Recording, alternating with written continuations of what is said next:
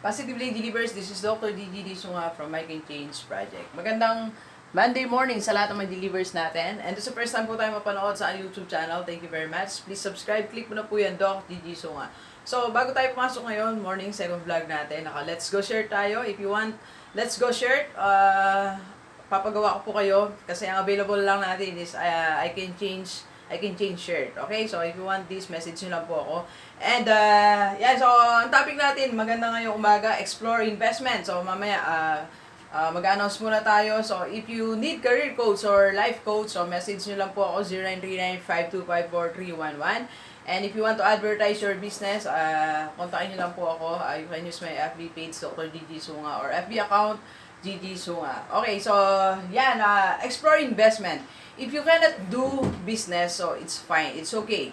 Sabi nga ni Dan Locke sa kanyang Triangle of Wealth, so reviewin lang natin Ang Triangle of Wealth ni Dan Locke, paano ka daw yayaman? There are three things, or three ways.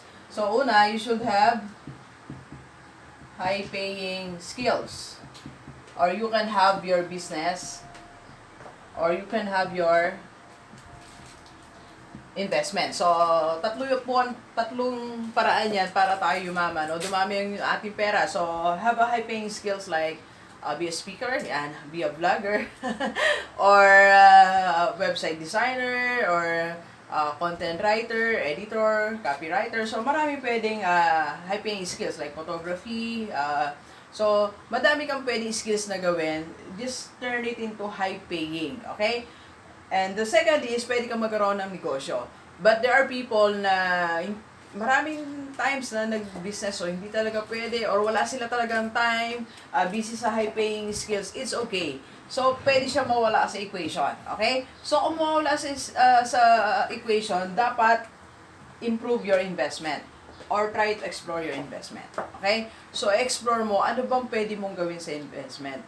Investment is a very beautiful thing. Sabi nga ni Einstein, the compound interest is one of the most amazing things na na-discover. Okay? Imagine mo, pag naglagay ka sa investment, meron siyang interest after a month, then yung interest na yon nagmumultiply din siya, nagkakaroon siya ng interest. So, that's compound interest. Okay?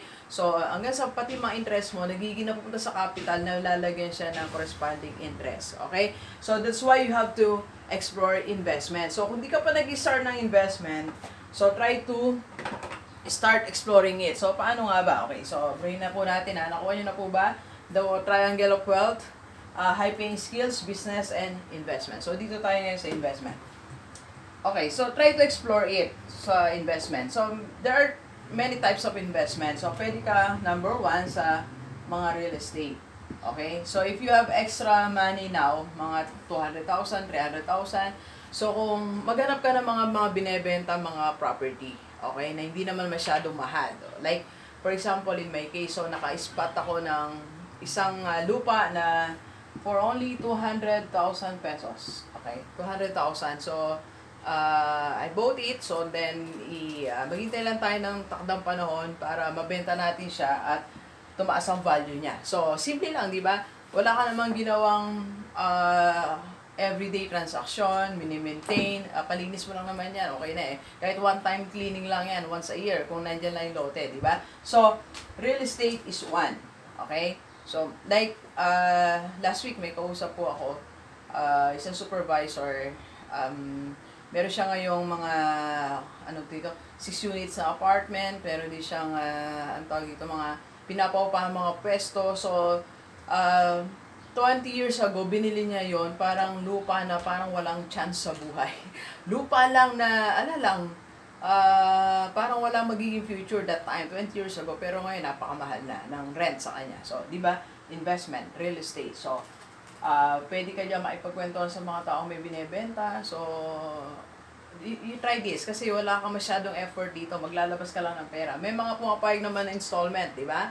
Okay, so second, baka hindi mo pa natatry ang offshore investments. So, eto yung investment outside our country, kaya siya offshore. Diba? So, may kausap ako dyan si Sir Eric Carriaga. So, kung ayaw mo dito sa Philippines, so, sa ibang lumabas ka, so, there are available investment like mas malaki interest, 24 hours ang trading, so, mas, sabi niya, kinumpare niya sa isang sari-sari sari-sari store, mas malaki ang kita pag 24 hours open ka, di ba?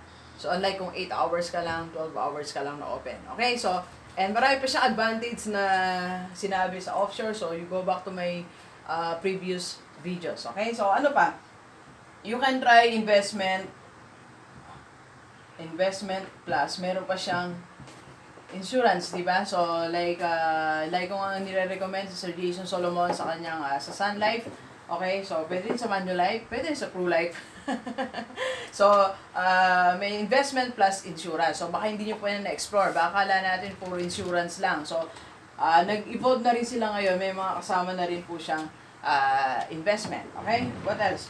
So, pwede tayo sa mga stock market. You just visit any bank na meron po dyan. So, you just go there. Sabihin mo, mag-invest po ako sa mutual funds, sa UITF. So, i-assist po kayo. Okay? Maganda po yan that you can explore. Sabi ko nga, explore. So, tingnan mo ano pa yung pwedeng gawin sa mga salapi natin, di ba? Okay, remember, if you have savings, that's just the first step. Okay, ang second step mo is to invest, investment or business. So, dito muna tayo sa investment, okay? And ano pa po ang pwede nating explore sa investment na hindi pa natin discover, like joining a co-op, di ba? So, like sa co-op na sinalihan ko po, parang I think 14% sila ngayon eh. So, malaki kasi maganda yung performance ng co-op, di ba? So, ano pa po mga pwede nating mga investment na pwedeng gawin? Like, pwede ka sa IMG, yan. So, you can join IMG, may mga investment sila, di ba? So, you message Ma'am Laura Bautista for that, okay? So, marami pa mga investment. So, ang sinasabi ko po, you choose. Kung busy ka sa work mo, ayaw mo na may give up ang work mo, then you have savings, o kung meron ka na maliit na negosyo, so ayaw mo namang mag-expand, okay? So, meron kang pera sa bangko, like you have 100,000, 200,000, 300,000, so, try investment, okay? Kasi ang pera natin, sabi nga natin, if you just save it, wala siyang magagawa. So, mag-iwan ka lang siguro for emergency funds like na emergency mo, emergency money like 20,000 or 30,000. So, depende sa amount ng money mo. Okay? So, these are our options for investment. Okay? So, please share this video sa mga kaibigan natin. Kahit OFW, pwede nyo yung gawin. Lalo sa inyo. Kailangan kasi hindi kayo nakapag-business dyan. Madalang lang may online business. So, i-explore investment. Tuwing uwi kayo dito sa Pilipinas, tingnan nyo kung paano kayo makapag-invest dyan. Personal kayong ay pag-usap sa mga company, sa mga bank, sa mga tao, para yung decision coming from you. Okay? Para alam mo rin kung ano investment meron ka at yung pera mo hindi nasasayang. Alright, so share natin yung video na to sa mga kaibigan natin OFW, pamilya nila dito sa Pilipinas, sa mga friends natin. Okay, so para sama-sama tayong mabago at umulad ang ating buhay. Alright, so thank you very much, Delivers. Enjoy the rest of the day. Yan, let's go, let's go.